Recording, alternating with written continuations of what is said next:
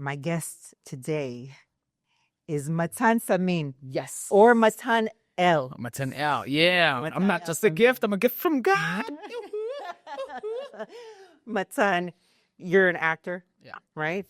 You're a therapist. I wouldn't call myself a therapist. I study Uncensored, which is movement therapy. Yeah. I do work with people, but I think it's easy for me to build trust and to see through people and see the bullshit that they tell themselves. And it's not much of a therapy as much as just my business is called creative pushing. Creative pushing? Yeah, because sometimes in order to follow your dreams or to follow a path or a goal, all you need to do is someone to believe in you and give you that little nudge.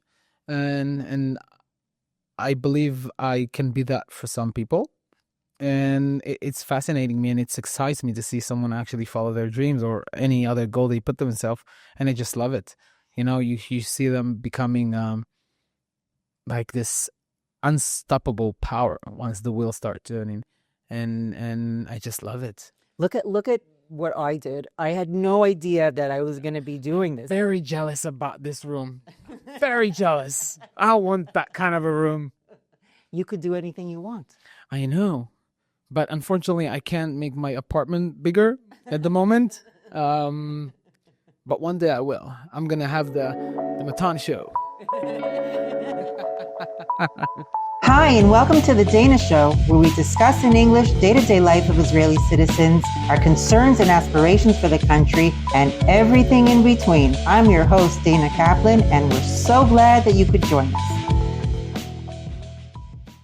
Before I begin the podcast, I always mention the hostages, that we have 58 hostages still in Gaza, and we think about them every single day, and we pray for their return. Amen. Every second.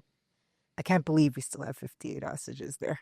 Well, I mean, imagine how they feel sitting there waiting. Every second is like a year for them, you know? And they're probably like, why the fuck did they just leave us here? Why isn't no one coming to get us? My son has a friend who's a hostage. I know, I've met some people who's hostages. I'm from the South. So I grew up there. And I know some people, maybe not in person, but I know them by face, from school. I can't imagine how they feel, but it's really easy to understand why they're still there. And they're not still there because of the government or someone's trying to manipulate. They can't get them out. Yeah, it's an ace for Hamas. If I were Hamas, fuck that. I won't get them out anyways until I get everything I want. It's my ace. It's my only card. It's not even it's the only card they have left. They don't care about their people. We obviously changed strategy by keep going. Usually we were to stop after 12, 13, 14 days, 2 months, and we stopped any operation. And now we're not. And that's the only... So if we go in there and get them, we're going to have a lot of casualties. A lot of our soldiers are going to die. I know. And it's not that. I think after the first rescues, the Hamas terrorists probably got an order that if you hear or see that the IDF is coming, just shoot them on sight. Yeah. At least that's what I would have done. Anyway, you're a huge advocate for Israel. Of course. And that's one of the reasons that I'm having you here today. It's because my show is about people who are doing amazing things in this country. And I really want to exaggerate the light of what people are doing. And you're an example of that. Thank you so much for coming.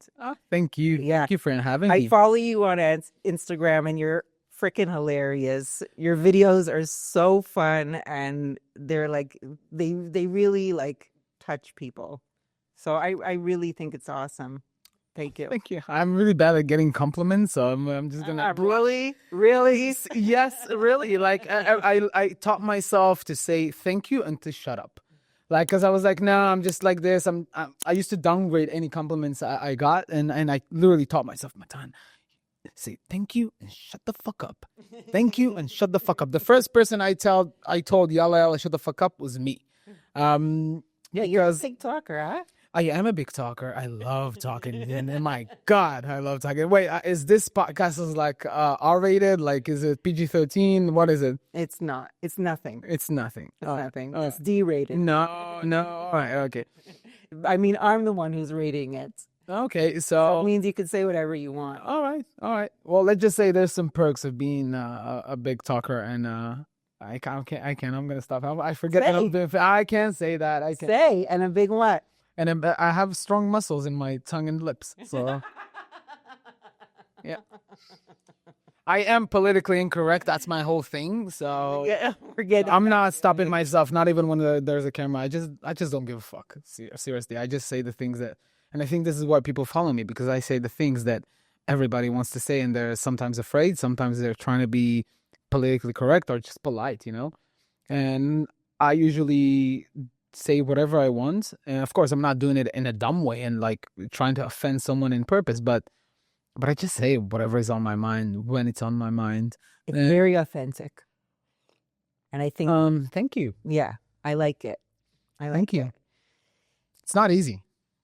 It's not easy. I know. I took see. a lot of practice. Really? Yeah, it's not easy. It took me.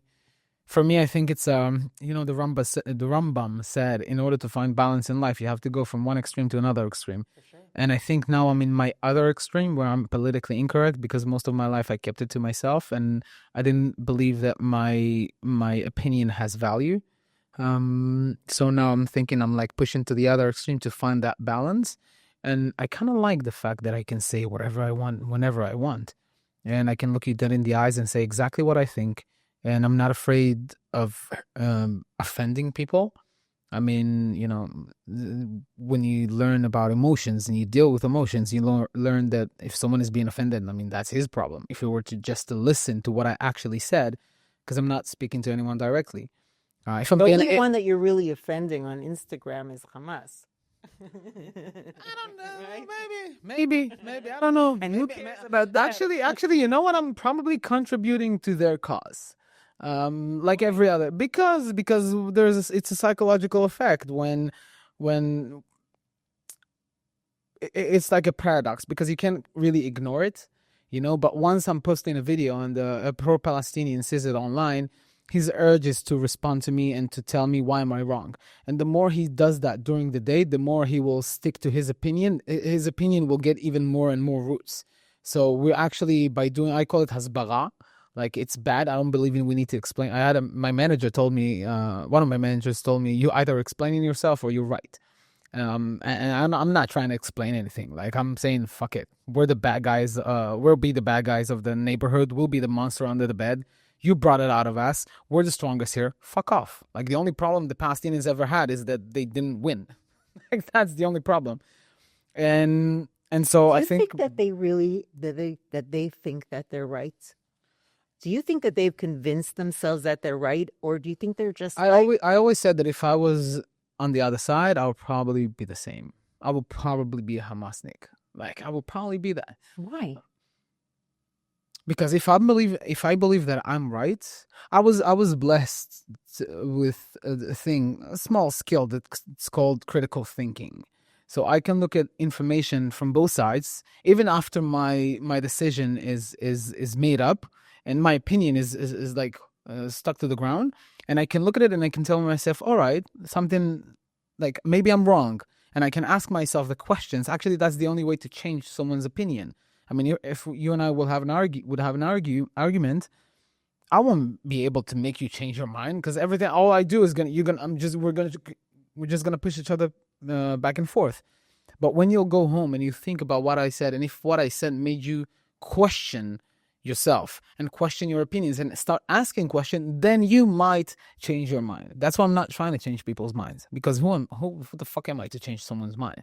I mean, the guy spent 2, 3, 4 months listening to one side and me with one conversation, or like a minute and a half video gonna come and gonna make him say, oh, you know what? It's not the Zionists' fault. So I'm not trying to change anyone's minds. And I can completely see how I believe that I'm right, that they believe that they're right. But, for Hamas, it's not about if they're right or wrong. It's about hate for the Jews. But for the ordinary woke pro-Palestinian living in the US or Canada or whatever, he saw. I do believe that he thinks he actually believes. It's like Well, they're also mostly anti-Semitic. I know. So Yeah. that's the core of it. Like I mean, but let's take for example in Israel here, Kaplan, like all the protests every Saturday. Anyone who thinks, like, if you ask me, I'm thinking this is a power game. Some people give the information, but anyone who thinks that the people in the street are not genuinely afraid, whether it's going to happen and their fear is justified or not, but the people in the street are genuinely afraid. That's why they keep showing to the street. Maybe under that fear sits some other emotion, hate for Bibi or some higher moral, whatever the fuck it is, but they're genuinely afraid.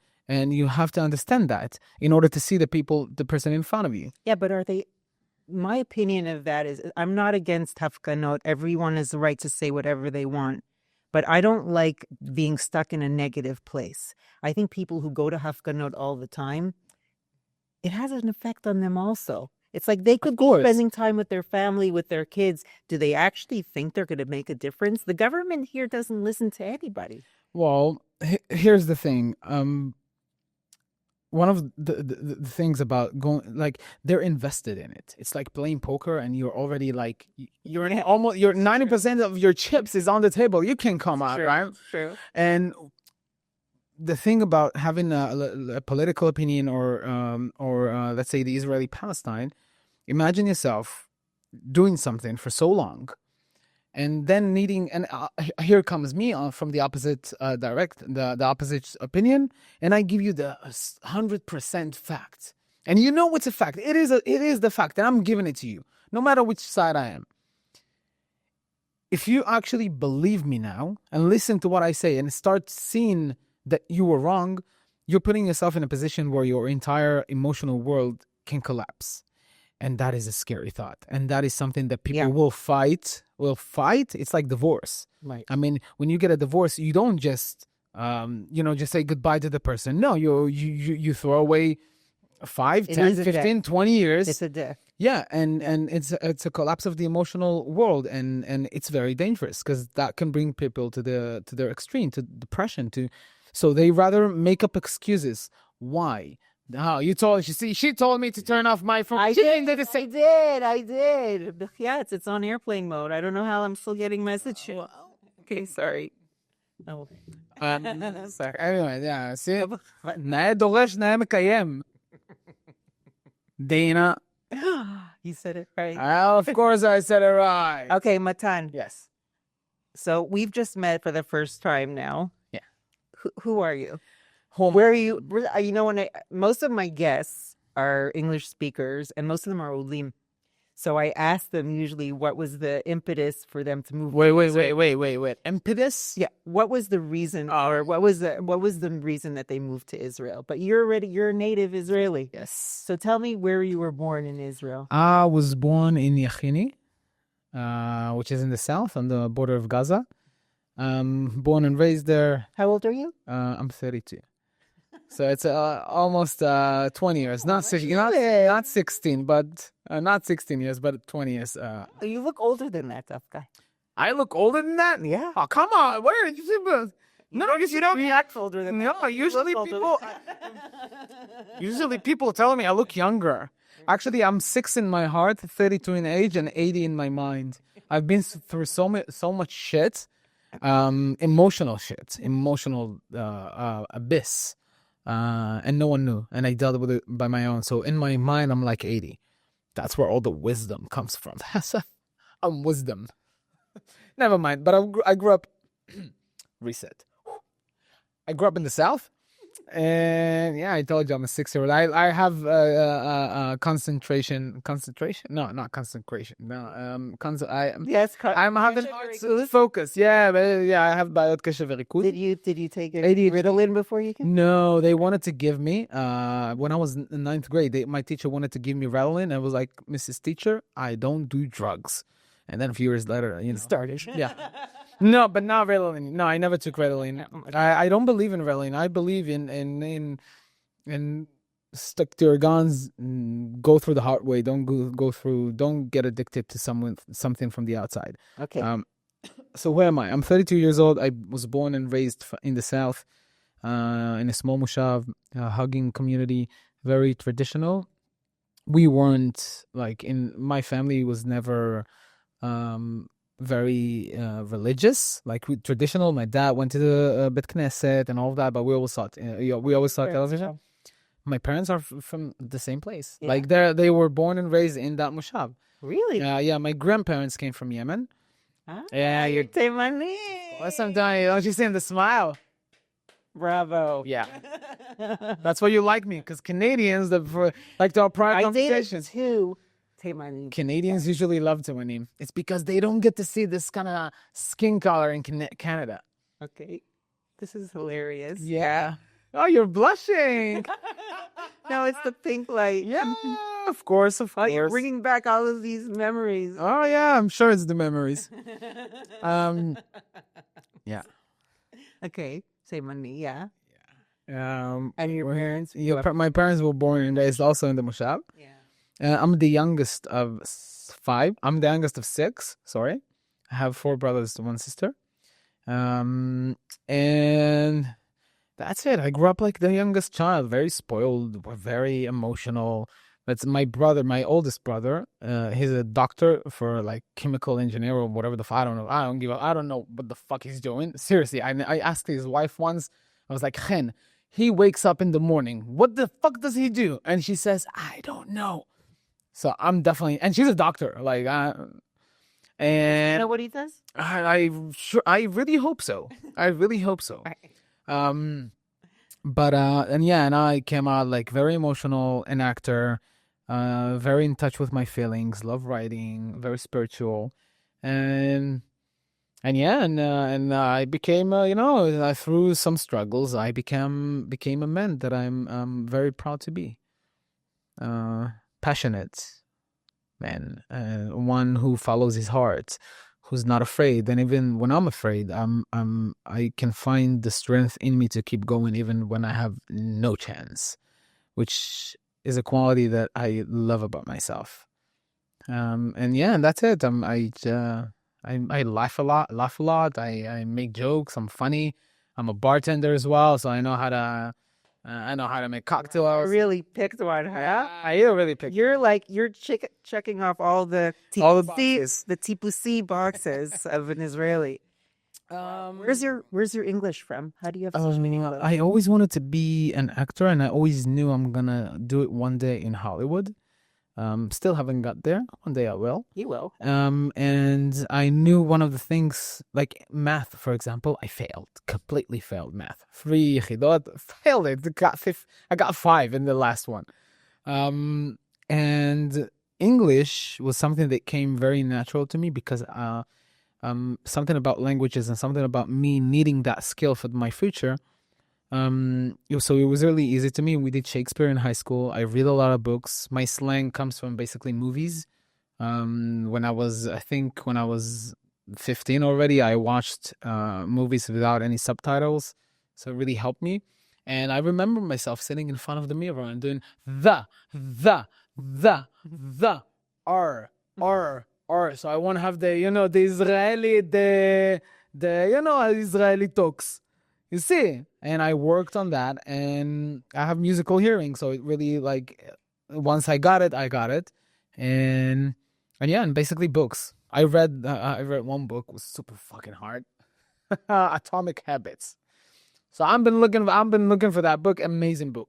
Like, if you haven't read it, read it. And it has a lot of science in it, and big words, and it took me so long to read it because it was so hard.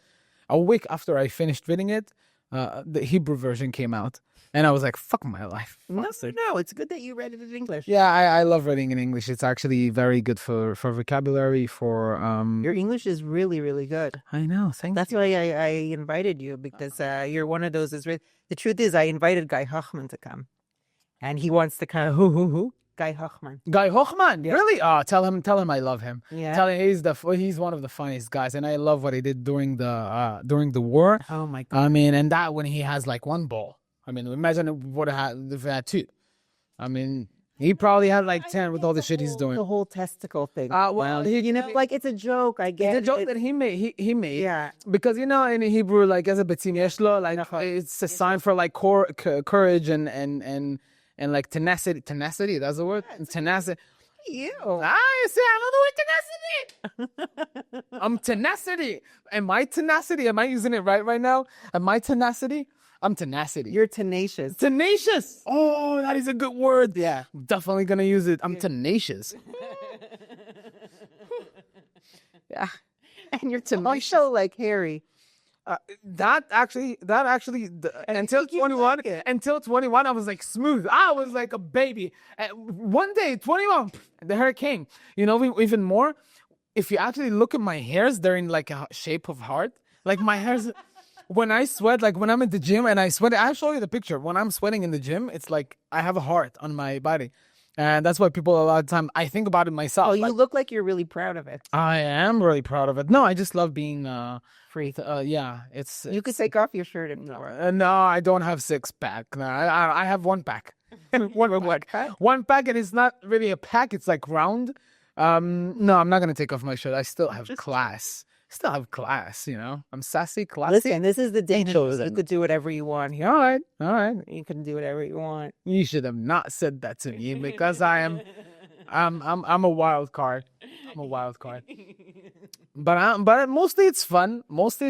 Until I cross some lines and make someone feel like I want to shit you in the fucking face. Mostly fun. Can I smoke here? No, we can't smoke here, right? I'll tell you what. All right. Definitely can, but then I would have to open up the window. The window? And it's sealed because it's the bomb shelter, and I'm always nervous. Why? And you're in Modin. What's going to happen here? יש לנו כמעט כל שבוע אזעקות. All right, darling, every week. My dear, you're with someone from the south. Okay, I grew up with having 15 seconds to run to the shelter. Not even 15, 10 seconds we used to have when we were kids. And I can, in 1 minute and a half, the things I can do, I can close the window, I can install a new window in that time. Come on, you guys are so spoiled. But now you feel what we felt for 15 years. It's not an issue of being spoiled or not. It's an issue of like, I wasn't born here. Even though I've been here for a long time, every time there's a siren, I still have charadot. I still get stressed out. I don't understand how Israelis, like they just like they hear the siren. I don't know if they stop their car or they go into the mamad or not. Some people do, some people don't. And then they just continue on with their day. Because we're used to it. I had this. I don't know how anyone could get used to that. Like you almost got hit by a missile. Because for me, it's a reality I grew up into. For most Israelis, like even before the missiles from Gaza, there was Katyushot in Lebanon. From Lebanon, there was exploding buses. It's a reality that we all grew up in, and it makes you tough. It makes you really fucking tough to the point where you don't even know. I had this conversation the other day with a friend that like Americans and Canadians, they don't get it. Like for us, we talked about the 2 kids who's been murdered like in DC. Like for American to have that, like for us, if it happens here in Israel, like people will keep going like, oh, it's sad, but like you'll forget about it in a few days, but for them it's like a big thing. But here we just got used to it. But I don't think it's something that you should get used to. I know, but that's part of the I know, but if you sit in shit long enough, it doesn't smell. It doesn't smell. I had this conversation today with a friend of I posted the other day, like I had this moment after the gym, and I always push myself to the limits in the gym. And I just got home, and all of a sudden I'm thinking about it, and it makes me tear up again. And all the emotion just rose up, like all the things that I felt about what happened since October 7th, the breakup I've been through, some things that happened, and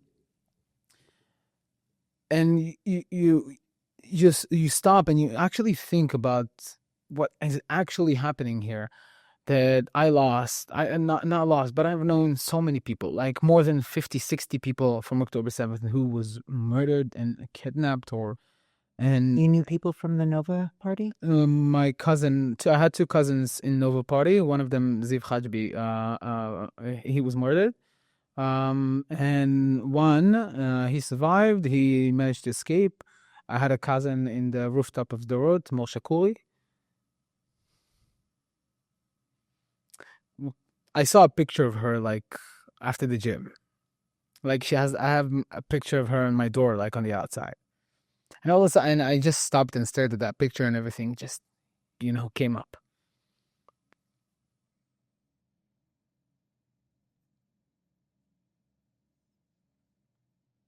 These people are just wiped off the face of the earth in a second. I know. And when you stop and you think and you realize how much we've been through, and again, if we take it like I cope with humor, I cope with jokes, I make fun of things. I got really dull to the fact that people are dying, or like to the missiles. Like I hear about things that happens in Gaza, and in Gaza I don't give a fuck. Fucking kill them all. You won't see me shed a tear. Like I'm straight in that. Like, you murdered my fucking friends. You murdered my fucking family. I'm not, for me, it's a survival mode right now. It's either me or you. And I choose me every fucking time. I'll choose my number every fucking time over 2 million people. You know that thing with the train of like 2 people or like 1 people or 10 people who you're going to save? Well, I'm going to save the one fucking Jew who I can live with, I can live besides, than the fucking murderers who murdered my family and friends in the most brutal fucking ways. Do you think all the people in Gaza are responsible? I think they have I think they're innocent people. No, there is no innocent. No one's innocent. You know why? Because when they could have done something, they didn't do.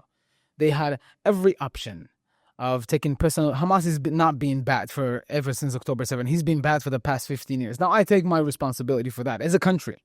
All right, we were vain. We were vain, but we also want to not have to be fucking all the time. But you have to. But that's a reality. That's it. It's just what it is. It's not something that I want. I want to live in peace. I don't want to kill someone, but that's the reality. If someone comes to kill you, I'm sorry. That's life. Are you going to be the lion or are you going to be the gazelle? Which one you want to be? So we chose to be the fucking lion because we have no other option. Because when we came here to establish the state in 1948, a day after we established it, all the Arab armies decided, like, you know what? We're going to fucking kill them all. And that's been our reality ever since. And we don't have a choice. It's not Canada. It's not the US. It's not Mexico. We don't have a choice. We don't have good neighbors. So what can we do? We accept that. All right. We're going to work on our defense system, on our attacking system, and we're going to create a position where we are the strongest one in the jungle because we know we're not going to kill them just because we decided one day. But they will. So we're going to make sure that we're going to be stronger than them. Yeah, I don't want to have war, but the people of Gaza has that personal responsibility to fight against those who actually oppress them. But what if they can? So, no one could in a position. I'm not taking but they're not even doing it. Okay, so keep trying. Come on, the Jews did it. The black people in America did it. Dr. King died for it, for rights for black people. Every minority in the history has done that. You do it for yourself. They're keeping you fucking. By international law, you cannot be what's the name of it? Shit, I forgot the word. Refugee. You cannot be a refugee more than one generation. They've been refugees for 3 generations. Lift your head up. See who's making that. See who profits from that. I mean, for fuck's sakes, your leaders are worth more than Donald Trump, Taylor Swift, and LeBron James all together.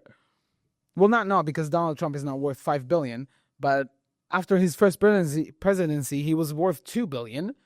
And that's the leader of Hamas. He's not we are the high-tech nation, and the leader of a terrorist organization is worth more than one of the most richest people. So go fight that. They're gonna kill you. Keep fighting, because they're gonna kill you either way. And if they're not gonna kill you, they're gonna bring you to the position where you're about to die by an airstrike of the Israeli Air Force. And they're gonna one day they're gonna make your life fucking miserable, and you have to fight. That's the personal responsibility they have to fucking so take. they're not.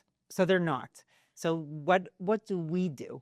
How do we get out of this constant we make it very hostages, starting wars with all the missiles? How do we get out of this? Is there ever going to be an end? I don't know. I don't know if there's going to be an end. I'm not looking for the end.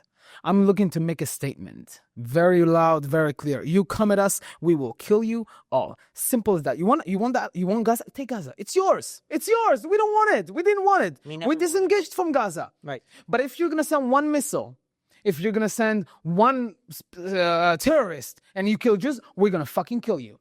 And if you're going to do something to harm Jews, or, I'm not even going to say Jews. If you're going to do something to harm an Israeli, whether he's Arab, Muslim, Druze, anyone, if you're going to do that, we're going to fucking kill you.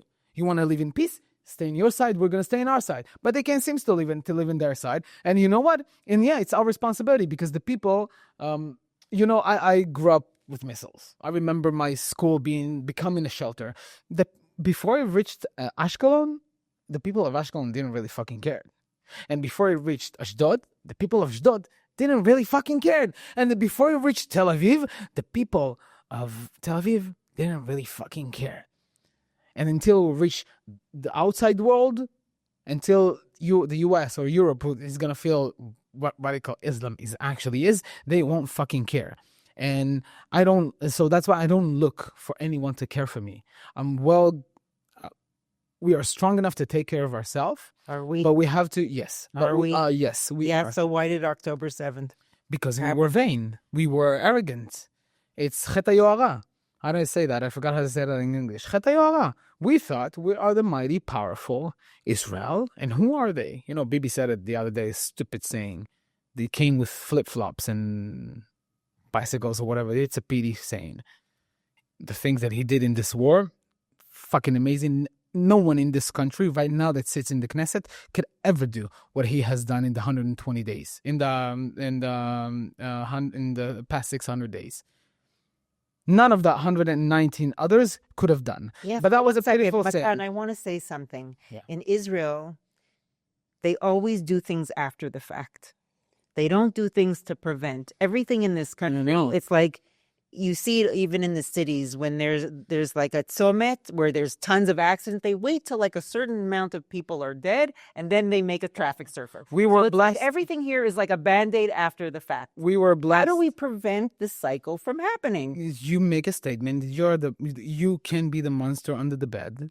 You will become the monster that will destroy them all, and they will respect us for that. And we were vain. We thought that because we have the entire technology, all the technology and all the Air Force and all the tanks in the world, they won't come. And they did. And look, the signs were there. Like, people alerted. They said they're coming. I mean, for fuck's sake, we went to Tzuketan in 2014 because we knew they had a plane to go from 200 tunnels at the same time in, I think it was Rosh Hashanah. We knew that. That's why we started Tzuketan, to go into the tunnels. We knew that they said it for themselves. We're just too vain to listen. No, they can't. They can't. We have this technology and this radius and this drone and this tank and this whatever. They fucking with a $200 drone and a mixed and some stupid bomb. They disarmed the entire comms in the south. And it was there. There was this soldier who said they're planning something. The Tatzpitaniot to warn them. No one seems to listen. Because why? Because chet hayohara. It's very simple. I don't believe in the conspiracies of like, oh, he did that or he did that. I don't believe in that crap. And you know what? And even if it is true, if they managed to do that, who am I to okay, the fact that I know it's going to stop them? No. So there's no point of believing that. But the people who was in charge of our security, their head was actually in their asses. They were thinking we are unstoppable. We are so powerful because with one, we have the Til Tammuz that you can shoot and he goes and we'll get to the 7th apartment in the 7th floor in the 7th. I have no idea why they just didn't. You know what? I said this before in another show, but my son was in Kisufim. He was serving in Kisufim. I was there exactly a year before. And they took us on a tour of the tunnels around that area. At the same time, they were building tunnels right next to us. How did they not know? How did they not know? Maybe they knew. And they said to themselves, nah, they won't dare. They wouldn't dare. So And they did dare. I think they're just humans. No matter how many ranks you it have. doesn't matter, Matan. It doesn't matter. We're not in Canada, like you say. We're in the freaking Middle East, and this is the environment we're in. We're not supposed to be worried about our security. We have people who we I know. thought were gonna just be. We're always on the ball. They don't have an opportunity to take a break. I know. They didn't take a break. They just thought they were invincible. We found out the hard way that they're not. I mean, look at the statistics. Mathematically speaking, I failed math, but mathematically speaking, in 20 years that they're trying to attack us, statistics suggest that one time they will succeed. And they did. It's bound to happen sometimes that they will succeed of killing many Israelis. Yeah, but if you take terrorists, it wasn't just like, like they took a couple of hostages. They actually took the hostages walked with them. I know. Where was the army? All those questions. It's like, I know, and you're right. You're right. I don't know how to explain that. And besides the fact that people got scared, people were shocked. And trust me, that shock will affect the civilian and the pilot at the same amount. The pilot maybe have some more tools to handle it because he's more combat ready. But you're dealing with human beings who saw their families, who saw their related people, and some chose to hide, some chose to take a gun and run to the south. Some, like me, I was on October 7th. I was abroad, and I opened the screen in Budapest. And I opened the screen and I was like that. And for a week I was like that. My brother lives in the Netherlands and he told me like come to my place because my mom said you don't have a home to come back to. Just go to the Netherlands. Don't come back to Israel. And so I wanted to go to the Netherlands, but I just couldn't move. And then after 5 days or a week, my brother calls me like, "Are you ordered a flight?" I was like, "No." I started like, "Why didn't you do that?" And I started crying, saying, "I can't. I'm sorry. I can't focus. I can't bring myself to actually do that because I was so because you don't realize what's happening, and the fact that you're far away makes it even harder. You don't know. I called my brother and I was like, I'm calling in the morning. Once I woke up and saw what happened, and he's not answering. And then he answers Matan, we're in the shelter. Mom is with the kids in the shelter. We took the handles off. We're with the guns out. We can't talk. Stop fucking calling. And he hung up. And I was like, son of a bitch, thinking all about yourself, huh? Selfish. Yeah, but so that gets you in a position because things happened that has never happened before. Right. Horrors, the people who was there saw things. It's not like when we got it on the news. They saw it already. The soldiers saw it already, and the comms that they did have, they reported it. They fought with it. They saw the horrors. And we're dealing with human beings. They have emotions like the rest of us. They're braver than a lot of other people because they choose to walk through that fear and go fight and save other people's lives. Yeah. And everyone who was there, my hat goes down. I will. Your hat goes off to yeah, it goes off. Yeah. My English is good, and sometimes I get like this. But yeah, I think it was just vanity and arrogance, thinking that won't happen. And usually when you think that won't happen to me, guess what? It happens to you. And here comes October 7th, and I really hope we learned that lesson.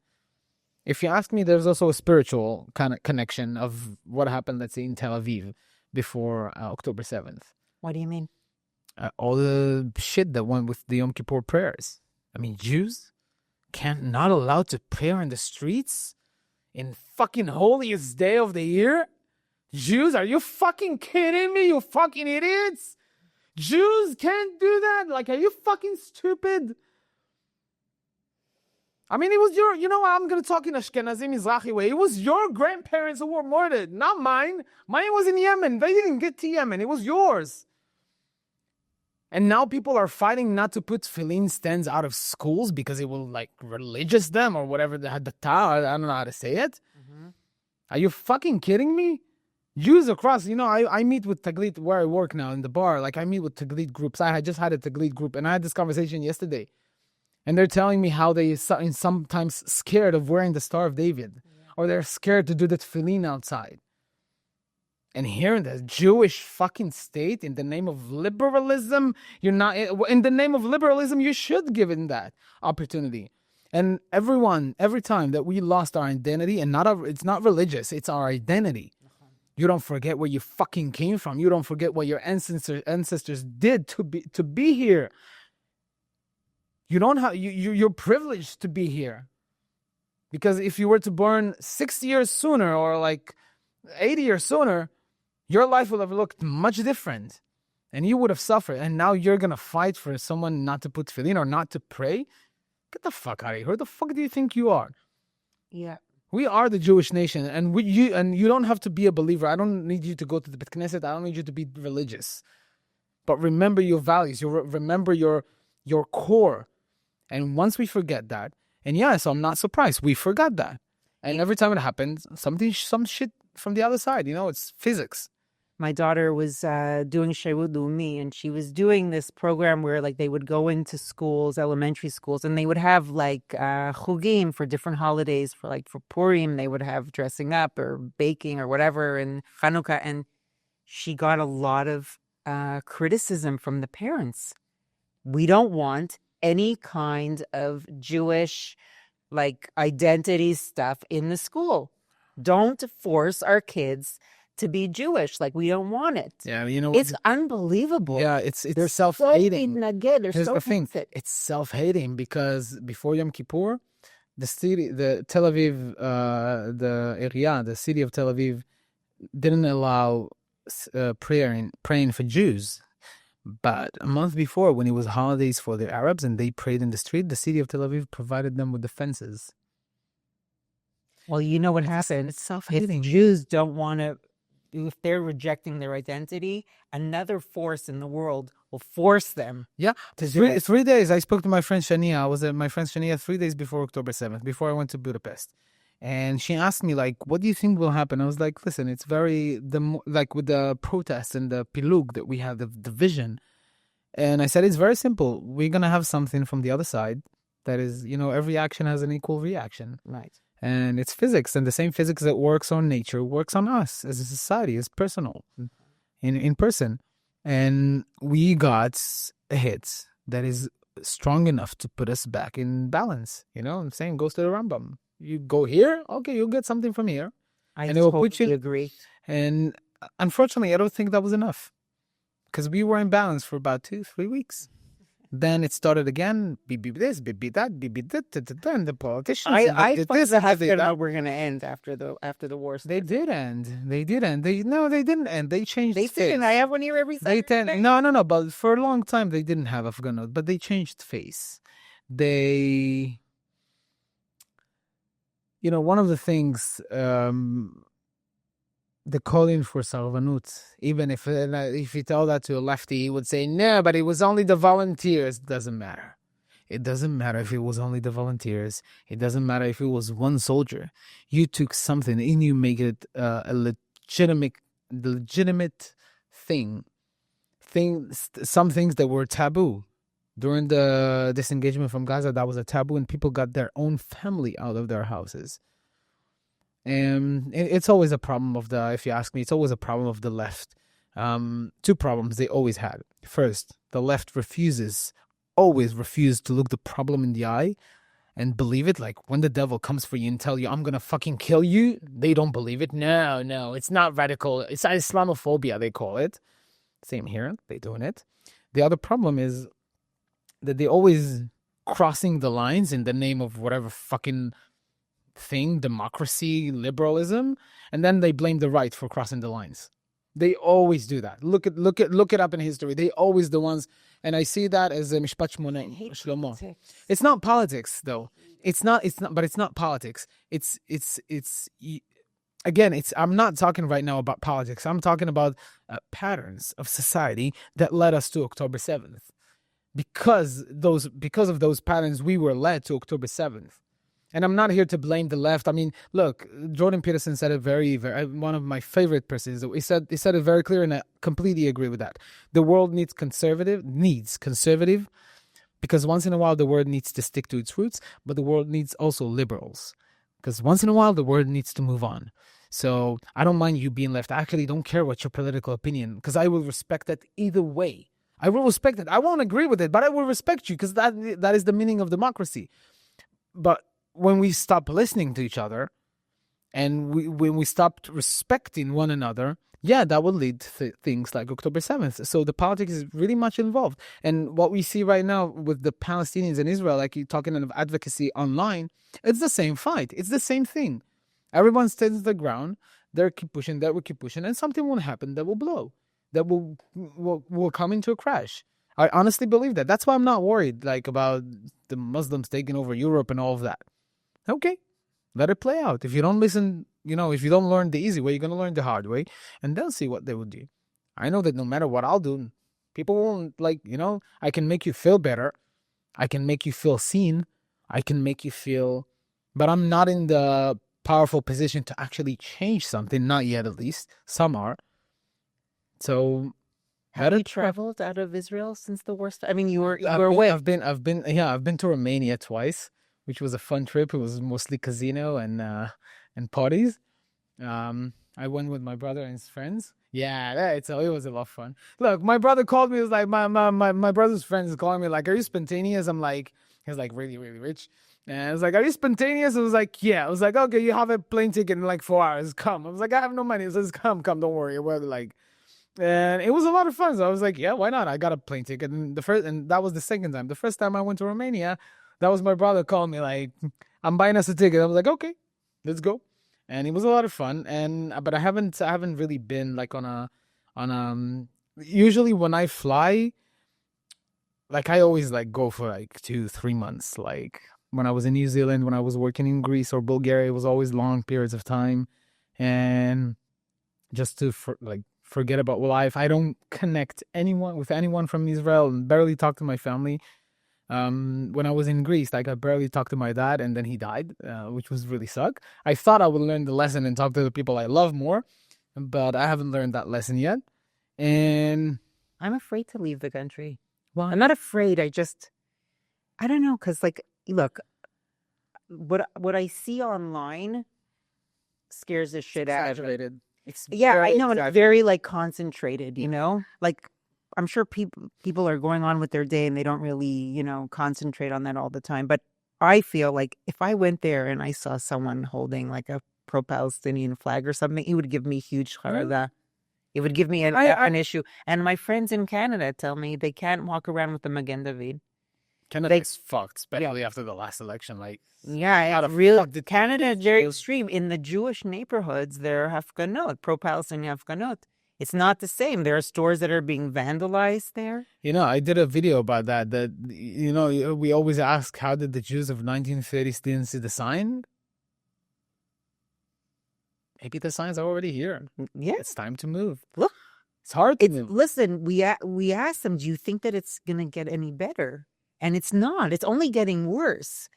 And so it's like, people are like, I guess, partially shocked. They can't believe it's happening.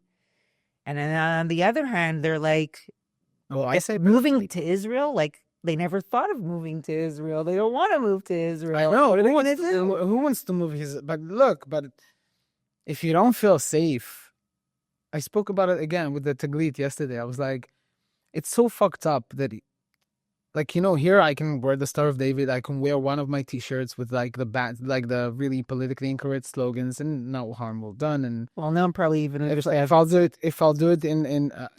Sorry. Maybe they probably don't understand what it says. It was in English. Yeah. All right. Yeah. Oh, she said it, not me. But she's completely right. All my friends from the Moshav all the time, like, I love your videos. I love it, but please put some subtitles in Hebrew because I can't fucking understand a word you're saying. Wait, Matan, I was at a Misipat Teva the other week, and I'm friends with some of the people there, and they start telling people that I have a podcast, but they don't speak a word of English, okay? None of them speak English, okay? And they're like, oh, wow, could we connect to your podcast? How do we connect? And I'm like thinking to myself, you can, but like, you're not going to understand the word. Like, of course I want more followers, but like, You're not gonna get it. I will still get the follows. It's your job is to follow me and then to learn English to understand me. I just want the number to grow. I don't really care about that. You don't? Look, I'm politically incorrect. Trust me. I've offended a lot of people. I actually have, I'll show you the stats. Like I have a lot of, after I'm posting, I have a lot of time, like a lot of unfollowing. Like people stop following me, but I don't care. I don't care. And the people call me transgender. They call me racist. They call me, but the fact is, I cannot be racist. Are you transgender? Are you? No, they don't call me transgender. They're transgender phobe. Oh, Phobia of transgenders. Transphobic, or like homophobic, or Islamophobic, and a lot of phobia. Israel, And they call me racist. And I keep telling them, guys, I cannot be racist. You know why? Because I laugh at everybody equally. I only care if you're dumb. If you're dumb, I'm going to laugh at you. If I think you're dumb, at least I'm going to laugh at you. I don't care if you're a man or a woman or like Arab or Jew or Christian. I don't give a fuck. And so a lot of times they unfollow me, but I just don't care. I really don't care. And it's so, it gives you such a sense of freedom. Like when you're not nervous, like, okay, fellas, it's not my fucking life. I have 4 fucking jobs. You think I give a shit if you are going to unfollow me? My car is not turning off right now. And my house is like crumbling. And I need to pay rent. Everybody, you see this guy here? I'm putting him in a frame. This is Israel right here. This is Israel right here. You gotta give a fuck. Yeah, because I have enough problems. Seriously, if I'm gonna stop my problem, if I'm gonna start sharing, my ex came back and left in the past 2 years, and financial problems and anxiety and emotional issues and anxiety some more, and some in Yemen sending fucking missiles at 4 a.m. Do you think that if you'll hit unfollow, that's gonna be the straw who breaks my back? For fuck's sake, I don't give a fuck. You want to unfollow me, unfollow me. If you enjoy my content, if I give you some value, then follow. And amazing. And you can comment, and you don't have to agree with me. You know how many people I follow that I actually don't agree with what they're saying, but I love the fact that they speak freely and that they say their mind. And I don't always agree with them. And it's okay. And like, yeah. Like who? Or like what? Right now, I'm blacking out because I wanted to say a name while I was saying that, and I remember, and I've thought about it, and I'm like, wait, but I need a name. Keep talking in the meantime. I feel very sensitive online. Like I don't want to hear people's opinions that are against Israel.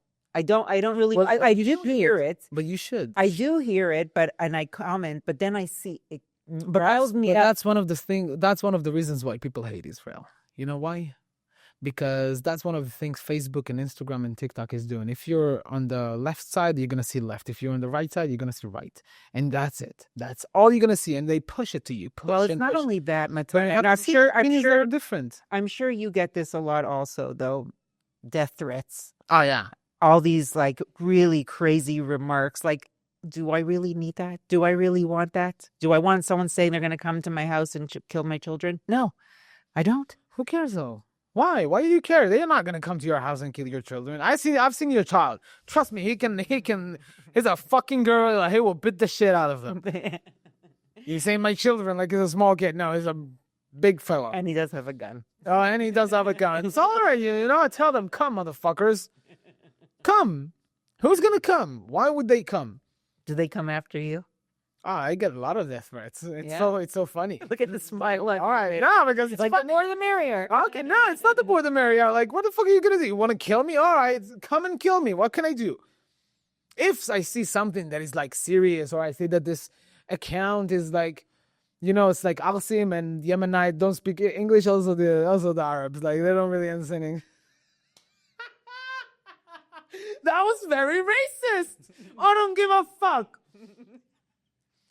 I don't care. No, that was a funny joke. Marasot, Arsim, chavs, and I dated a British girl once, and she taught me that like Arsim in British is chavs. Chavs. They don't speak English very good, and it's okay. Do Arsim know that they're Arsim? Does a shark know that his thingy is outside of the water? Who knows?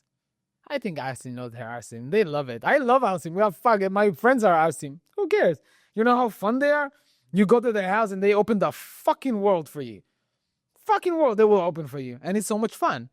And you know, the Arsim has a bad stigma. Like, no, seriously, they have a bad stigma of like people who's looking for a fight. And yeah, there are some crazy. My best friend from high school, he's like very Ashkenazi, very, very Ashkenazi kibbutznik.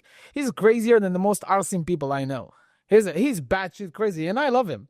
And you know, so, but you may Arsim, you feel respected. Oh, They're gonna give you because it's a lot of fun. You feel like, oh, that's for me. God damn it! It's like going to like a Mizrahi house, and I'm sorry for saying that. You go to Mizrahi house, Mizrahi grandma house. She's 90 years old, and now she's running away to make you the fucking world. You know how fun it is, but that's the culture. Right. And also happens in Ashkenazi houses. It's okay. It doesn't just for thing, but. I was making. Why did I make the joke about people don't speak English? About the death threats. Okay, so let's say I got a death threat. If it's dangerous, I'm gonna go to the police and blah blah blah. But if not, you know, he's not gonna come. He's just saying that. You know how many curses I'm getting and how many times they're saying I'm gonna rape you and I'm gonna. I was like, really? You want to rape me? Nice, thank you. Is it cute? Yeah, is it because I'm cute or hot? You decide. I don't care. I don't give a shit. Why would I give a shit? You're so funny. Thank you. I am funny. Rarf. You should see me when I'm not like yeah, so she has an enormous flag of like the flag of Israel here. It's actually quite beautiful. And you have a guitar. Can I play you something? I just don't know how to play. I don't know how to play anyway, so it's like, oh my God. Yeah, I'm gonna play like brown. I'll make I'll make up something. I'm very good at improvising. I can do it in Hebrew much better than in English, but I can do it also in Hebrew. Are you a singer too? I won't call myself a singer. My singing teachers used to tell me a singing teacher. How do you say it? My voice development teacher. Yes. In acting school, always told me that I should be a singer and not an actor. I was like, okay, I don't know. Really? Yeah, because I do have a good voice. I'm humanite. And I can sing. And my range is really, really. I can go really high, like as high as Zohar Gov. Now probably not, but when I practice and do it like on a daily basis, I can go really high and I can control my voice and now I just know how to sing to impress women. I'm like, yeah, let me sing you a song. It's a big thing for you, girls, women. Yeah, they were assholes to me, and I was ugly. I was ugly as fuck, in my opinion. I'll show you a picture. You say, nah, you're actually kind of cute. Like everybody keeps telling me.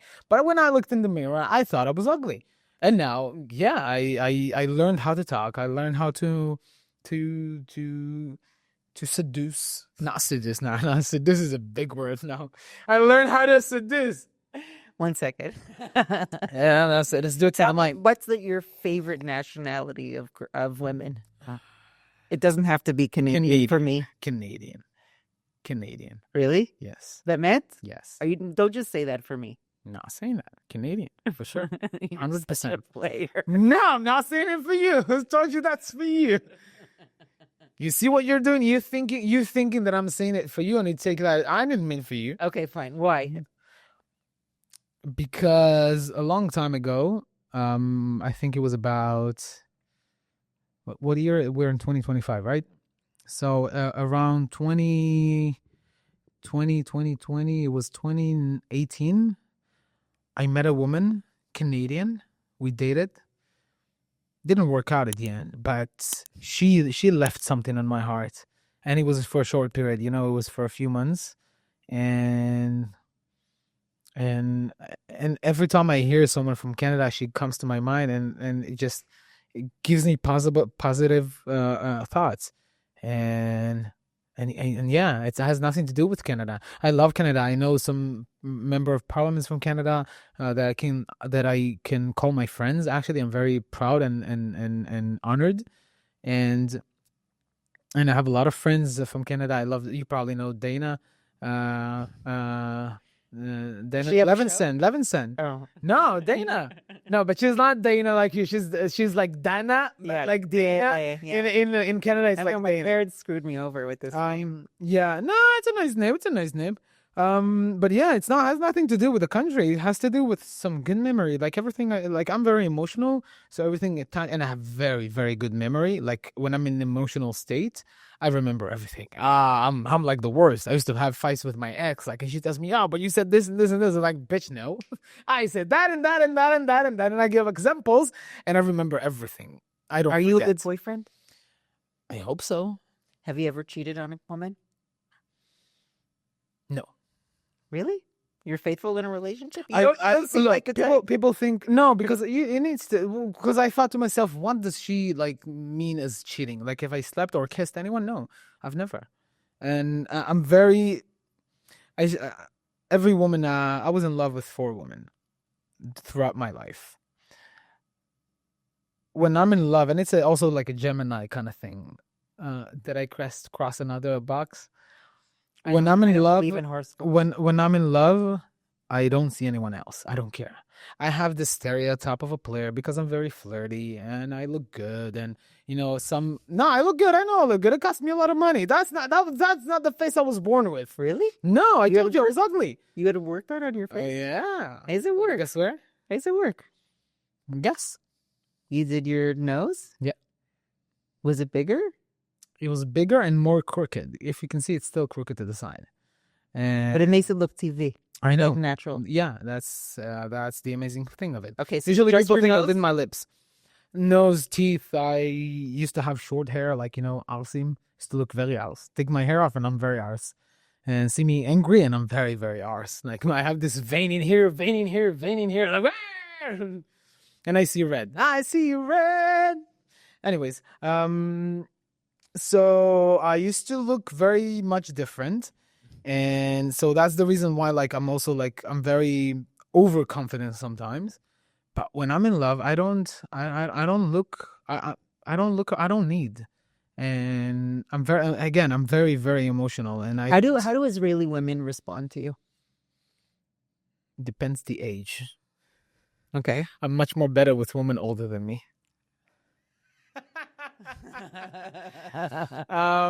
Seriously, no, but they like me more than women younger than me. I swear to God, I don't know why. 22-year-olds doesn't like me. If a woman is older than me, I used to say, I always make fun of it that the porn fucked me up. But it's not a reason. I just felt more. I feel more connected to a woman who's older than me and wiser. And also, I have this theory that at a certain age on a man's life, like, the dick, the penis, and the ear like gets connected, and if something comes out of here and it's not really like smart or good, like it won't go through the rest. And I don't know. There's something. I don't know how they react. You're gonna have to ask them. I know that if I see someone I like, I'm gonna say something, and if I'll get a no, fuck it. I got enough no's in my life. This morning, I've hit it on a girl. Hate it. Like I was like she was pretty, and like I looked at her and I said, okay, would you like to have some drink? Like, would you like to have drinks sometimes? And she said no. I was like, okay. And it's okay. And it took me 30 years to understand why Israeli women behave the way they do. Oh, yeah. We're coming off strong, like really strong. Yeah, but it's because of Israeli men. Israeli women behave the way they do because you guys are freaking. I'm sorry, but it's the chicken and the egg. Exactly. Who's to say it wasn't because of the woman that we behave that way? Who's to say? I don't know. Maybe the woman was harsh, so we had to come off strong, and then nothing get harsher. Everything comes out of the whole war situation. Everything starts. That's the nucleus of the problem. I think it's just it's a Middle Eastern kind of thing. The heat, this culture of like being upfront and straightforward, which Americans and Europeans and Canadians doesn't have. But in Israel, we're just very straightforward. Did you serve in the army? Yeah. What did you do in the army? For 2 days, I was Golani. Seriously, for 2 days. Thank you for your service. No, I drafted this. What happened is that when I was on 10th grade, like you get the Tzav Rishon, and I didn't want to be combat unit, so I said I had a missile exploding next to me when I was a kid, and it had affected my hearing, and I had like knee problems. So when I went to Tzav Rishon, I didn't want to be a combat unit soldier. So I was like, yeah, here's all the problems that I had. And I gave him like this long ass sheet of like everything that I have. By the time I got to this, became a senior, like when I finished school, I wanted to go. So to Golani. I wanted to go after like my brother, so I drafted this Golani, and in the back room, he was like, "Yeah, come over here. You're not going anywhere. You have this problem, this problem. We need we need to check it." I lied. No, stop. No. And one doctor about the knee, he gave up, but the ear, he wouldn't. And so they wanted to put me like to be a mechanic. I was like, "Fuck no." I was like, I know I look arse, but I'm not that arse. And then I was like 3 days in like, military prison, and then they sent me to Tironud. But the same, I ended up like as a driver, עושה שבוע doing patrol in the base. Nothing real special. Looking back, I regret that I didn't. Really? Yeah, I'm very smart. I'm wise and I'm smart. I really think I'm smart, and I can. It's 3 fucking years of your life. I chose to be lazy instead of choosing to do something that has meaning. And I'm not blaming myself. I mean, I was a kid, but looking back, I'm thinking, all right, I should have done something that has meaning in some way than to drive in fucking circles, and just to be at home as much as I can. And that's a regret. I'm not like it's not a regret. Only in hindsight that you can. Yeah, you can only see. I don't blame myself for making that choice, but and you were there. I have friends who still call me Shavuzi. Seriously, still 15 years later, they call me Shavuzi. 12 years later, they call me Shavuzi because of how I was in the first days of the army, because of 2 months of the army. I was like crying all day. Like I was like, I don't want to be here. I want to. And so, you don't think straight, but looking back, I'm thinking about it. And when I have things, in the future, things that I'm planning on doing, I always remember that. And I was like, okay, I have a choice. Do I want to be lazy, or I want to be contribute something to myself, to the society, to the people around me, to the company I'm working, to my friends. My boys grew up always wanting to be in Kravi. That was their dream. They from grew when up they were here? little. Yeah. It makes sense. A lot of My kid, but at the end of the day, they have a lot of friends who were killed in this war. And I think to myself, like parents don't want, I don't want my kids to be Kravi. I wouldn't have wanted my kids to be Kravi. But I'm against violence. No, I don't think there's any parent who wants to see his son or daughter goes to war. They respect them for doing that. No one wants to see that. Only makes sense you won't. The boys who went into the most elite units, a lot of them are dead now. And it's very sad. And I thank them for their service, because they're the reason I'm able to do what I do. They're the reason. I always had a rule. Always had one rule. Talking about politics, talking about if the word is justified or whatever. One rule, you don't cross it. You don't talk about our fucking soldiers. I don't care your political views. I don't care if you're right. I don't care if you're left. You don't talk about the fucking soldiers. That kills me. Because the reason your sorry ass lives to do what you do is because of the people out there. Yeah. Nothing else. That's the only thing that matters. The rest doesn't matter. I don't give a fuck what your opinions. I don't give a fuck if you like Bibi. I don't give a fuck if you hate Bibi. I don't give a fuck anything else. The only reason that you and I can sit here very privilegedly with my fucking Nescafe and you with the water, and I can think, oh, can we take a break so I can have a smoke, and all those stupid, and get angry because my car, oh no, boo-hoo, my car is not turning off.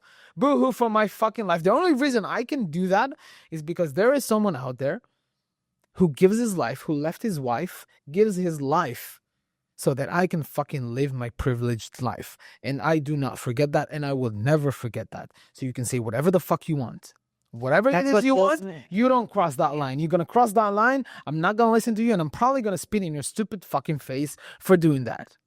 That's what kills me about the Haredim.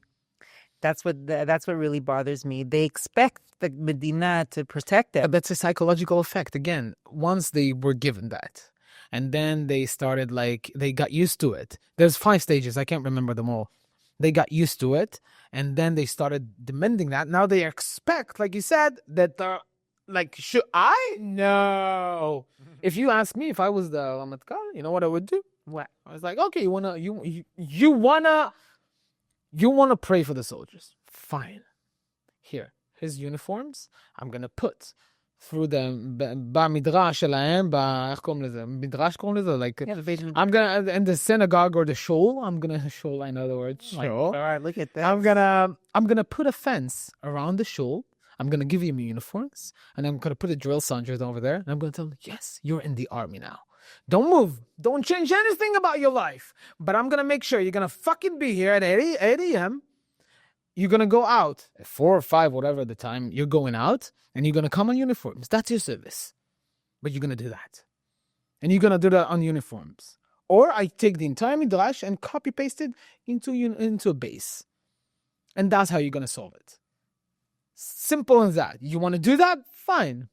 Let's see what excuse How would you'll that help the country? It won't help the country, but it will start changing narratives. Because first, you're going to give them a taste. You're going to let them see themselves in uniform. Right now, the fact that you're giving them whatever the fuck they want, no, they shouldn't give it. Whoever, I don't care if you're Muslim or Haredi or whatever the fuck. If you're not doing the fucking army and it's not justified, the reason you're not doing it, if it's not justified, then I'm sorry, you don't deserve the full rights that I have. And I don't care what you're going to do. You're right. And if you ask me, the Muslims in this country should do the army because it gonna gives them. And I had this conversation today with one of my coworkers in the bar. He's Bedouin, served the army. He just told me today his family has 58 fucking soldiers who died for the country. In his family, he's from the north, and I respect the shit out of him. And we spoke about Arabs and Muslims and Jews and how it feels, and we gave each other opinions, and we respected the hell out of each other so we can talk. And the Muslims here in Israel should do the army. We should want them to do the army. I know there's issues of trust and stuff like that, but we should find a way to do that because that's going to give them a connection to this land. And again, I don't care. Yes, this is the Jewish land. Yesh la tzivyon Yehudi.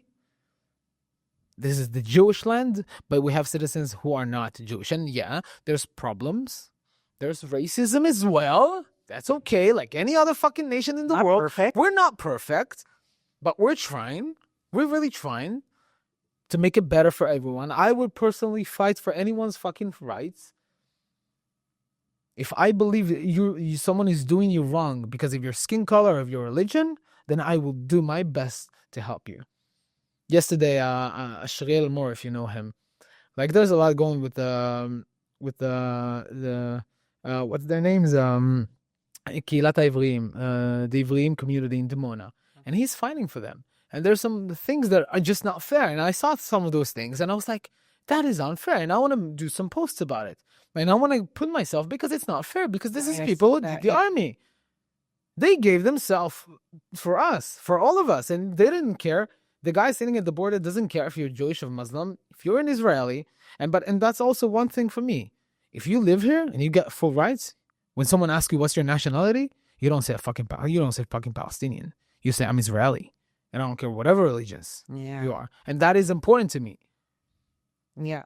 The rest doesn't matter. If you're black, white, yellow, green, orange, Jew, Muslim, Druze, Sikh, Hindu, I don't give a flying fuck. I don't care.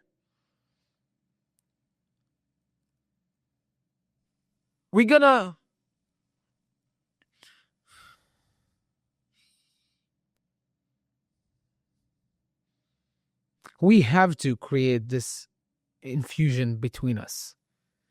And that infusion a lot of time goes through the army. Because through the army you learn to get the hell out of your own ass and do something for other people. Especially when you're in combat units. When you're in that face of danger. When you're in that hell that's called Gaza border, Lebanon or Syria, or Judea and Samaria. And you are in literal hell. But you still do it for someone else. And that gives you, and I think, one of the reasons this nation is so fucking successful is that it's not only our survival mode that it's going to the army makes you, I spent some time with Tagalit yesterday, 20-year-old kids.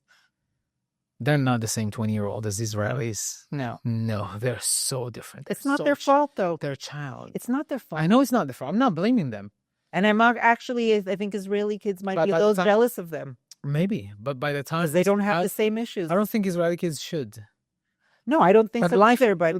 Tony Robbins said it. Like, people think the biggest problems in people's life that they think that they shouldn't have problems. And then he said, get better problems. The problems that we had that we have made us who we are. I don't think it's a coincidence that Jews won 100 or 140 Nobel Prizes. I don't know how much exactly. I don't think that in 70 fucking years, almost 80 years, we build a fucking country. It's not even country, it's a super fucking power. And we are a superpower.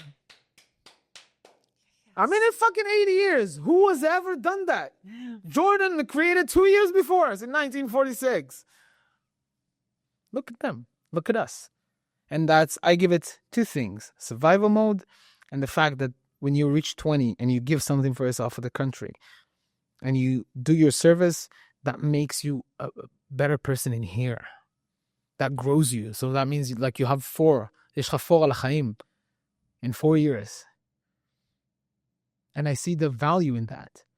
Yeah. And I will always be grateful for that. Even though while I was there, I hated everything. I hated the army. I just wanted to get out. There was some times like when I got my job, like I really there was a point I really liked it because I was having fun. But it was when I got out that I realized, damn, I'm not the same kid I was.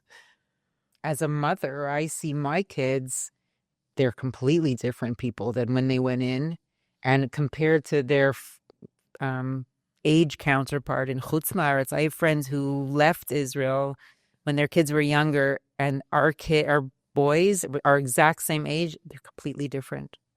Her kid is like, and a lot of drugs and getting into trouble with the police. I'm not saying it happens to everyone, but it's like there's a different priorities. There's like a whole different mindset, a different value for life. I feel sorry for that foreign kid. I do. I feel sorry? Because the world is a mean old place. Yeah.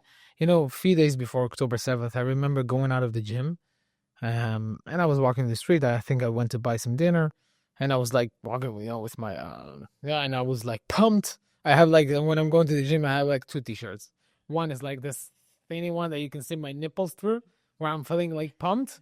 The other one is like a tank top, like that is more loose when I'm feeling fat. That's it. 2 t-shirts, same pants. Well, I did change pants in the past 2 years. But I'm going the same way. I'm not looking to look nice. And I'm going there and I'm like wearing the tight one. And I see this guy, very, very skinny guy. And you see that he's like weak, physically weak. And my first thought that I had in my mind was like, why the fuck do you think you have the privilege to be that weak in the world that we're living in? Why the hell do you think you have that privilege? You don't. The world is not a nice place. It's not. You can see the people on October 7th. The people who fought, the people who had training, who was strong enough to fight. Not all succeeded. I have a friend that he was a badass. Not a friend. I wish I was able to call him a friend. I knew him when he was I think was 1 year younger than me, or 2 years younger than me. That badass. Before he was murdered by terrorists, he stuck a knife into that terrorist's fucking head. How do you know that? Because we have mutual friends. He's from Kfar Aza, I think. I forgot his name. And I wish I could have called him like a friend of mine. I know him for sure. And I remember him like from parties, like when we were kids. And he stuck a knife back right in his head and he managed to kill one of them. And I find that like he died. It's super sad. But when I'm going to cut the clip of that video, from that podcast, I'm going to put his picture. But he was strong enough to do that. And I think people forget the kind of world, Dostoevsky said, then when people have too much freedom, the first thing they will do is to look for adventure. And the adventure is to ruin the freedom. And people forget that freedom is not free. It doesn't come for free. Someone died for it. In America, the most free country in the world, a lot of people died for that freedom. Yeah. And people got spoiled. They think that if they can be offensive, they can be offended. What do you think is going to happen in the United States? In the United States? Do you think it's too late for them? No, I think the fact that they chose Trump shows that they're seeing the problem. They feel the problem. Trump is in some way of like his nature's way to get the balance back. Right, Just- like the just Rambam. just as look, it's all about balance. Physics. It's physics. It's Newton's laws of physics. For every action, there's a reaction. Nature always aspire balance. If you look at a system, a terrarium, look at terrarium. It's a mini world, a terrarium. It's an ecological system that learns how to behave.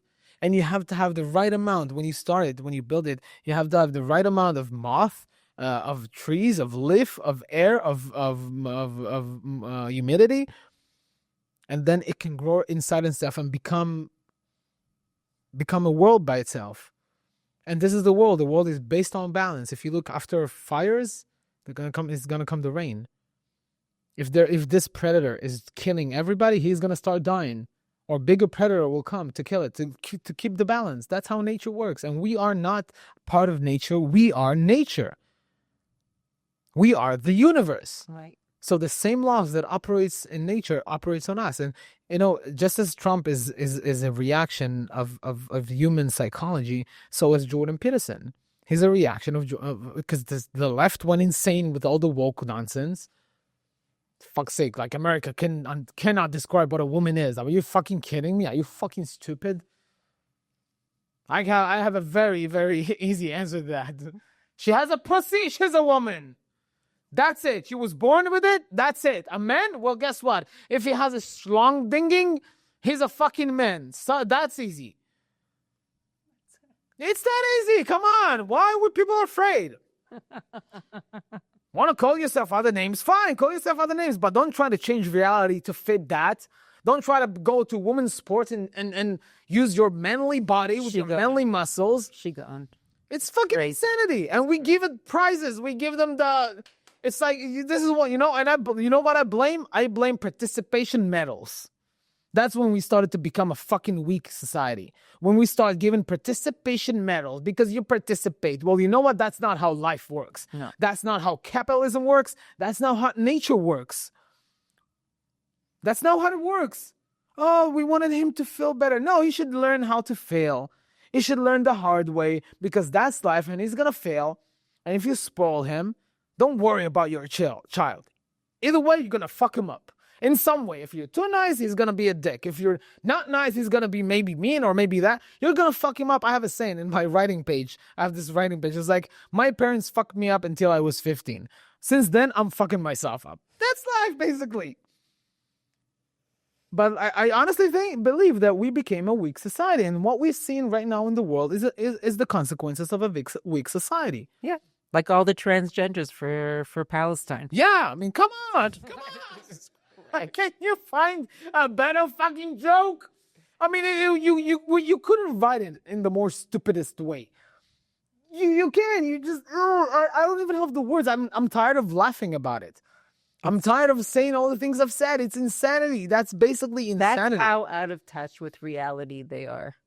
Like then, and I they try to do that. When I saw that, that's when I knew like this whole thing is not based on logic. It's not based on fact. It's not based on logic. No, because the fact that they're teaching kids that no, I'm not gonna go into that subject. Okay. Teaching sexuality to kids, that was okay. Even if you want them to know what gay people is how gay sex happen, the fuck you doing to a 5-year-old to say fifth graders? The fuck is wrong with you? The way I say it, it's pedophile. If you do that to kids, you're definitely a pedophile. Yeah, really and you're just hiding behind that. And I don't care. Like there's an age. There's a reason why puberty comes at a certain age. Because that's when the brain feels ready to acknowledge these things. When I was 5th grade, I was seeing a girl and I was scared. I liked her, but I wasn't ready to know what it is. And you go around and teach kids how sex happens. And even if it's not like gays or something, it's regular sex between a man and a woman.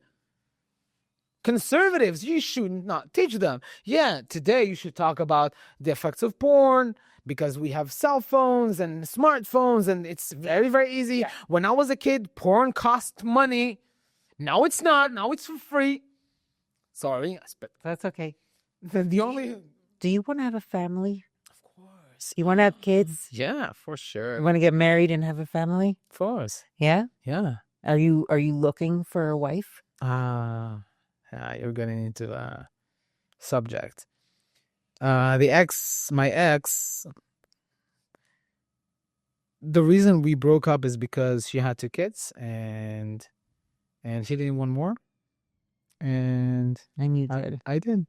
And it's a bomb. I'm not gonna get into the story because it's no one fucking business. I can share it with you personally, but it's no one fucking business. That's okay. But yeah, of course, I'm not more than that. I'm ready for it. I want it. I long for a relationship. Do you think people after after the war started, people want to start like solidifying their relationships now and like having another generation? I'm not qualified to answer that. What about for you? What about for you? It has nothing to do with the war. You just feel ready? Yeah, I've just been through a lot. I'm tired. I had enough sex in my life. It's been like that for a long time. Like maybe I wasn't ready to. It's it has nothing to do with the outside. Maybe the outside can give you this shock of like life is ending, but it's an internal feeling that I was scared, and now I'm less scared, and I can put myself out there. And I have my own issues. I have intimacy issues, not in like the bedroom, but like with opening up to someone, being vulnerable. No, not vulnerable, because I'm way okay with vulnerable.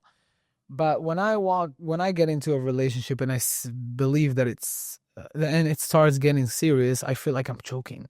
Not because I'm choking, but because it's scary, and it takes me a lot of work to go through that.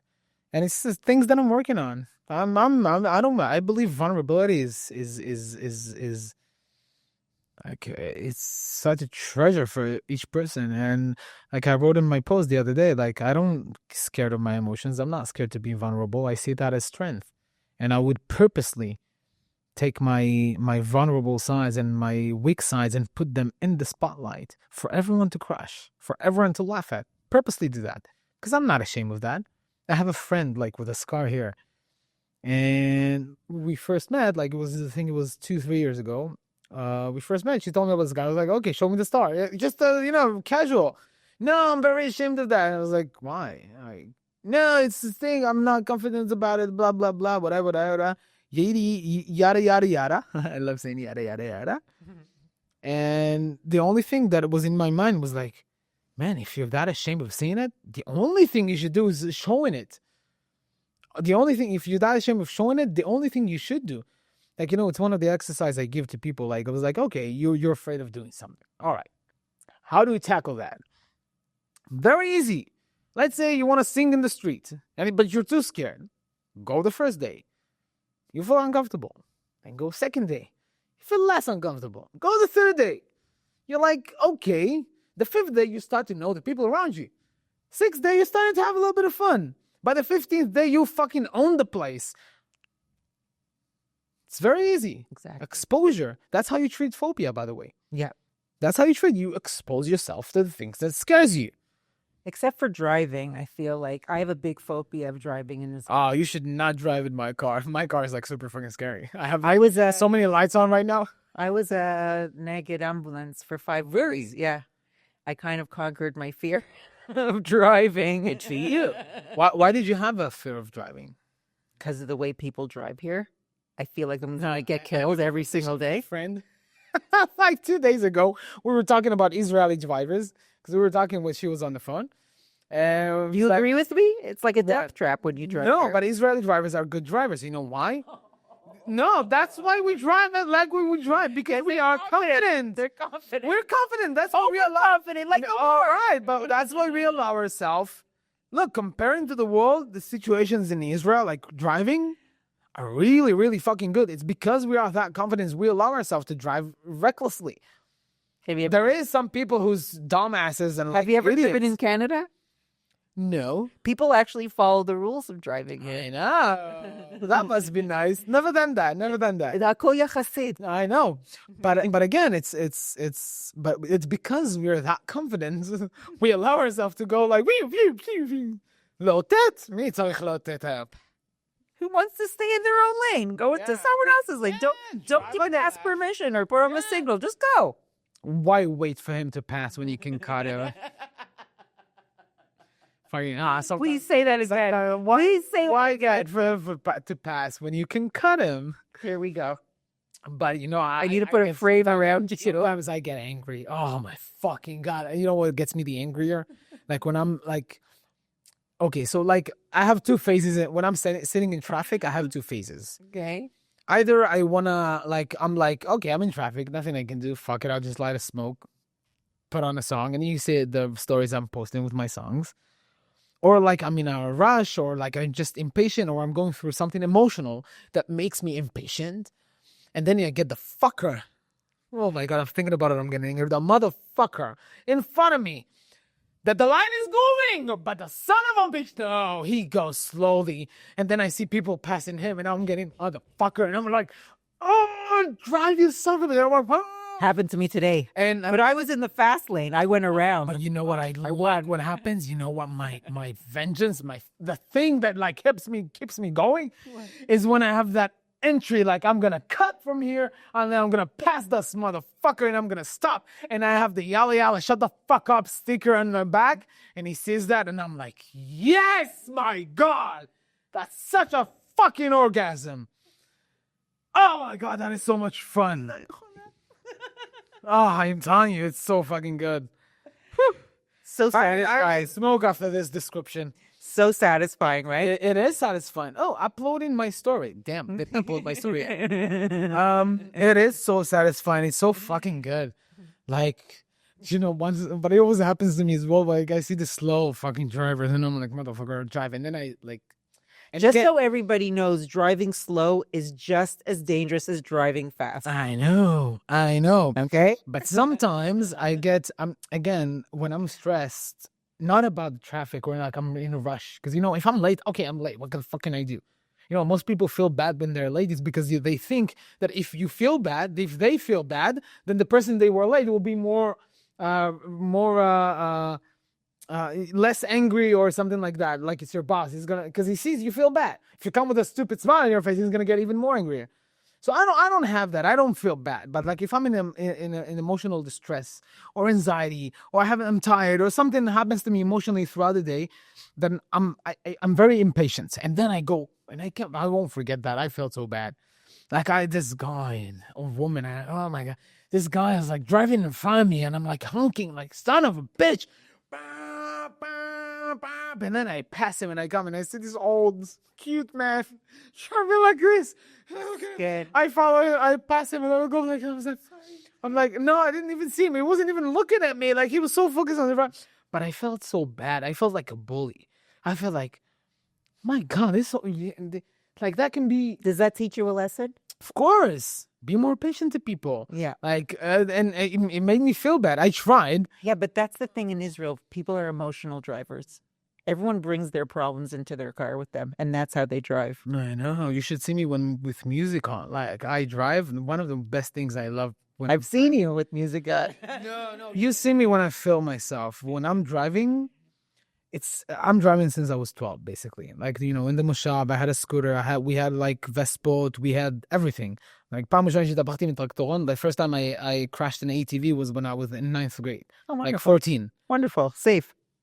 No, this is kids in the Moshav. We got hurt. We fell off the fucking bike. We didn't have phones. We didn't have anything. We went there. We had a fight. And we played dangerous games. We played Kadawa, which basically is kids hitting each other. We played Chamesh Ba'avir, which is basically kids hitting each other with a fucking ball. And that's what we did. And we got hurt. And we got burned. And we did some stupid shit. But that's what made us kids. Our parents weren't there to tell. I was a sixth child. My mom did not give a shit. If I'm like, I never had a curfew. If I got hurt, it was like, okay, you'll be fine. When I was failing in high school, it was like, okay, this is a sixth child. I already have like one studying in Bengali. I'm like, but we were kids. And why did I start saying that? You were talking about not having any rules. No, but before that I said Driving. yeah, how that connects. Teaching me a lesson. My God, I forgot. I have no idea what I was about to fucking say. Let's rewind. Let's rewind. So I was talking kids. The first time I crashed an ATV, the first time I was driving was 12. That's why I'm confident. You say why you should see me as when I'm driving. Like when I'm driving, it comes so, and I was also a driver in the army. It comes so automatically to me that when I play the music, I'm in a different world. And I'm very, very imaginary in here. Like I'm right now, if I'm listening to a song, it's like, when you're in the shower and you see yourself, and you're like, you're singing that song right now in front of the audience. I'm there. I'm in my mind, I'm there. And I'm like, I'll get up and like, what the fuck? How the fuck did I get here? But I'm driving automatically and I'm seeing myself. And it's, for me, it's a way to deal with my emotions, to process my emotions. If I'm feeling bad and I'm going to put a bad song in my mind, I see things the way I'm thinking about how would I want it to play, and I see it happening. And I know the reality, but like it helps you, squeeze those emotions to get them out. And I do it about, like, I'm thinking, what if I was a soldier right now? And there's this great fucking track in the cars that, and I imagine myself getting all the vengeance out. Like, I'm driving, but like I'm a soldier fighting guys and I'm killing them. Because I'm very imaginary. Like a lot of things goes on in my mind. I see that. And you should now. I'm an overthinker. And it started when I was bullied, and I learned how to read people. Like the first books that I've read was like how to read people. Like literally read it 3 times when I was 13 because I couldn't physically beat them. So I learned how to do it in my mind. And when you're a kid and you're an overthinker and you can see things before they even play out, it's super nice. It feels like a superpower. But when you get to that point where you like 20, 21, 22, that becomes such a burden, because instead of actually doing, you're always thinking, and starts pulling you back, and instead of just fucking doing. And it took me a lot of time, and it's still a problem for me, but it's a survival mechanism for me. Yeah. Like when I talk to people, the reason I told you in the beginning that I work with people, because it's easy for me to see through them. And the only reason I'm able is because I practiced. That's my survival mechanism. That's how I knew when I was a kid that you're not able to hurt me. And if you're gonna hurt me, I need to know that. That's my alarms that goes on. I'm playing chess in my mind. I see the way you breathe. I don't listen to the words. I see the way you breathe. I see the way you react. I see the color of your skin. If you're blushing, what's your tonation? How your body is formed. Again, like to me, like what's the vibe that you get from me? I can't answer that anymore. Why? Because I can't. PG. No, it's not about PG. Why say? Because it's things. It's not only things that I can. It's not only things that I can always. That I can always say. First of all, I learned that very early. People do not want to hear the truth. They do not want to hear the truth about themselves. Even when they ask, they don't want to hear it. But it's something. It's things that you feel them. Like you feel those things. Like one of the works I did with my therapist is when I used to like go into a room, I used to feel the energy, and if the energy was bad, I had this urgent feeling like I need to fix it, and then I would cause even more problems. But I would feel it, and that energy will bring me down because I can feel people's energy. I feel it in my stomach. Yeah. And very sensitive to the energy. Yeah, me too. And one of the words is like, how do I find a center? How can I be in peace with it? I can feel it, but I won't let it pull me down. And it took a lot of work, and I got to that place where I can live with it. I still have my fall downs, like anyone else. But like, when you're in that position, like if a woman likes me, or she respects me, or she has this sense, any kind of feelings, it's something that hits me, and I can look you in the eyes, and I can feel things. I can see how your body's changing. Like, where's your legs pointed? Like body language is like Yeah. So important. Yeah. And if I'm making you blush, that is the biggest compliment. I don't need you to call me pretty. If I'm making you blush, you like me, whether you like it or not. You know why? Because that's your body reacting. You won't admit it. Maybe you won't even say it. But I'm causing you an emotional thing. And we don't, when someone is causing you a physical, emotional feeling in your body, it's because it has that effect on you. And if I'm flirting with you and I'm making you feel that, well, guess what? I know I have an effect on you. I'm very shakuf. When people like I wear Yeah, my because you're emotions. Ashkenazi. Yeah, you're like I'm saying one word and you like turn ready. Anyways, nah, that was a joke. That was a joke. Okay, I'm not going to say this story because it's No, get me in come trouble. on. I shared. Come on, I shared. Don't be shy. It's your podcast. I'm going to get in trouble though if I say it. All right. Anyway, Tell me and then there's a guy that I met, and it turns out that he's married, but I really, really liked him. I wasn't obviously going to go through anything with it, but then I met his wife, and she came over to talk to me. And every time she comes over to talk to me, because I see them on a not regular, but consistent basis, I start choking every time. And like, I hope she doesn't like realize that like there's an issue there. I'm trying to be like casual, but I can't speak. I have something caught in my throat every single time she because comes over to me. your body reacts, and I'm sure that if one day you'll speak to her, I'm sure she will share with you that something happened to her too, because we feel energy, we feel someone's vibe. Yeah. And she may not know what it is. Nothing ever happened. All right, It's just like, whatever. Even if something happened, who am I to judge? But that shit I've done in my life. No, who cares? Who cares if they judge? I trust me. 90% of the people who's watching this, 99% of the people who's gonna watch this, probably did worse. Les Brown used to say, no one gives a shit about your problems. 50% are happy that they're not, 50% don't care, and the other 50 is just glad they're not you. Everyone has their own problems, and who are we to judge someone else like our life is so fucking perfect? No, they're not. We're assholes too. But if you ask that, if you ever talk to her and this subject will be open, I'm pretty sure she's gonna tell you, I felt something, I just didn't know how to explain it. The subconscious mind always feels it, and there's been studies about the subconscious mind of like how it, the conscious, the conscious mind, neocortex, can only do like three things. Like the conscious mind can only do like three things, and I can talk to you right now. I can hear a song while it's playing, and I can notice one more thing. But the unconscious mind actually does a lot more. It makes your heart beat, your blood flowing. It notices everything that happens in the room. If there is a noise that you don't consciously hear, but the sounds are getting picked up, he will see it, he will hear it, and those things affecting us. And same with people. Like even if we don't know how to interpret it, we feel it. Something's. How many times you heard something feels off about that guy? Yeah, something's just not right. When you find someone who's gonna be your next date, sometimes like it's gonna be your partner for a long time. You feel it in the stomach, like especially women. The woman's intuition, like back in the early 2000s, that was a big thing to say in stand-up comedy or in movies, that a woman always knows if she's gonna sleep with you on the first date, because she knows, she feels, and your intuition is much more stronger as women, as mothers.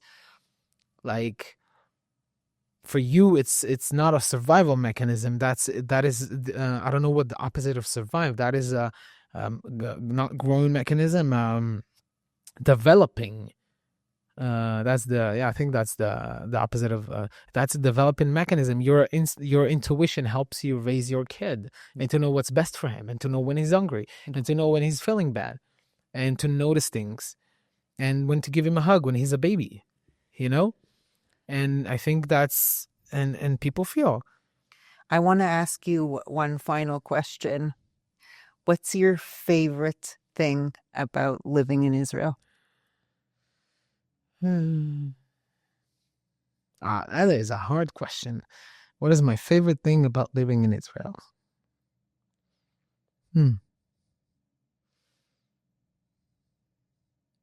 For people who make aliyah, it's very quick. They can answer very quick. Yeah, but I take it for granted. I know. It's harder for you. Of course. But you have traveled a lot. What's my favorite thing about living in Israel?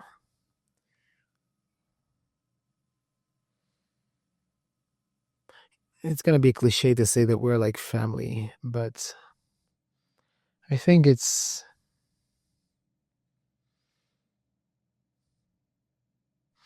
that we are the embodiment of our ancestors and priors, people who were killed and burned alive and tortured and fought bravely and fought endlessly and fought with their whole heart. We are the embodiment of their dream. Whether we like it or not, whether we agree with each other or not, we are the embodiment of some people's vision and some people's goals. A lot of people who died and fought bravely. And we are that manifestation. And I love that about this place. And I think that manifestation that we are is amazing.